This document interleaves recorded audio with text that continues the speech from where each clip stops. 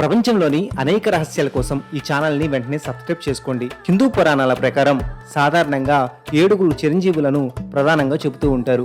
అయితే కొన్ని గ్రంథాలలో 8వ చిరంజీవిగా మార్కండేయ మహర్షి పేరు కూడా చెబుతూ ఉంటారు. అయితే ఈ 7 చిరంజీవుల గురించి మనం ఒకసారి ఈ షార్ట్లో తెలుసుకుందాం. అందులో మొదటివారు అశ్వత్థామ, ద్రోణాచార్యుని కుమారుడు, మహాభారత యుద్ధంలో కౌరవుల సైన్యాధిపతి అశ్వత్థామ. రెండవ వారు మహాబలి దానవరాజు, ఓణం పండగ సమయంలో తన ప్రజలను సందర్శించిన దైవిక వ్యక్తి.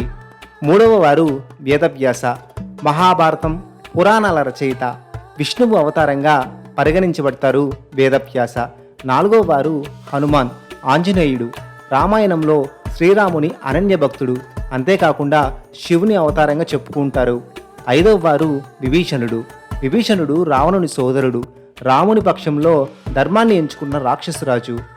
ఆరవ వారు కృపాచార్యుడు మహాభారతంలో కౌరవులు మరియు పాండవుల గురువు అని చెప్తూ ఉంటారు.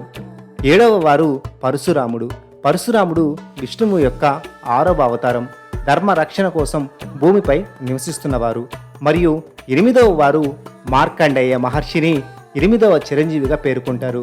ఎందుకంటే ఆయన శివుని కృప వల్ల మరణాన్ని జయించారు. ఈ షార్ట్ మీకు నచ్చినట్లయితే లైక్ చేయండి, కామెంట్ చేయండి, షేర్ చేయండి, సబ్స్క్రైబ్ చేసుకోవడం మర్చిపోకండి.